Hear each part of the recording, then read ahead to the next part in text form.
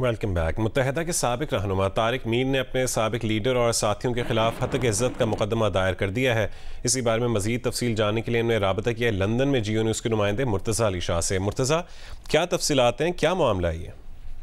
High court London کے justice mister Chamberlain نے متحدہ قومی موومنٹ کے بانی فاؤنڈر اور لیڈر کا جو کیس ہے جو انہوں نے اپلیکیشن دی تھی، جس میں انہوں نے کہا تھا کہ طارق میر جو متحدہ قومی موومنٹ کے سابق وہ سینئر پوزیشنز پر رہے کہ انہوں نے جو ڈیفامیشن کا کیس کیا ہوا متحدہ کے بانی اور 7 دیگر ایکٹیوسٹ کے خلاف اس کو ختم کیا جائے، لیکن لندن ہائی کورٹ کے جج مسٹر چیمبرلین نے بانی متحدہ کی اس درخواست کو انہوں نے مسترد کر دیا اور یہ کہا ہے کہ طارق میر کا جو ڈیفامیشن کا کیس متحدہ کے بانی اور جو باقی جو 7 اور لوگ ہیں ان کے خلاف ٹرائل کی طرف جائے گا۔ اس کے ساتھ ساتھ انہوں نے یہ بھی کہا کہ جو متحدہ کے جو وکیل تھے وہ کورٹ کو یہ سیٹسفائی کرنے میں ناکام رہے کہ طارق میر کا جو کیس ہے اس کو ختم کیوں کیا جائے۔ اس کیس کا بیک گراؤنڈ یہ ہے کہ نومبر 2022 میں جو متحدہ قومی موومنٹ لندن نے اپنی ویب سائٹ پر انہوں نے 2 مختلف پریس ریلیزیں پبلش کی تھیں اور ایک مظاہرہ کیا تھا طارق میر جب متحدہ کی جو سن چیریٹی ہے اس کا وہ ڈنر آرگنائز کر رہے تھے، جس میں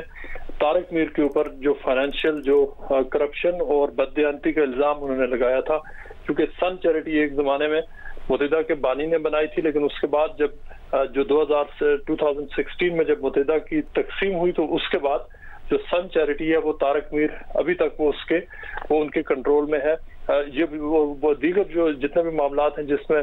جب متحدہ کا سپلٹ ہوا تھا ان کو بنیاد بناتے ہوئے جو طارق میر کے اوپر مختلف ایلیگیشن لگے تھے کرپشن کے، ڈس آنیسٹی کے اور جو بدعنوانی کے، اس کے اوپر انہوں نے یہ کیس کر رکھا ہے اور اس کیس پہ جو 7 لوگ ہیں متحدہ کے بانی ہیں اور 7 دیگر ایکٹیوسٹ ہیں جنہوں نے طارق میر کے خلاف الزامات لگائے تھے، لیکن اب کورٹ نے یہ کہا، متحدہ کے بانی کا یہ کہنا تھا کہ وہ کسی بھی سٹیج پر انہوں نے خود طارق میر کے خلاف الزامات نہیں لگائے، نہ ہی انہوں نے مظاہرے میں حصہ لیا، نہ ہی وہ ویب سائٹ ان کے کنٹرول میں ہے، لیکن طارق میر نے یہ کہا کہ بہت شکریہ تفصیلات سے آگاہ کرنے کے لیے مرتضی علی شاہ۔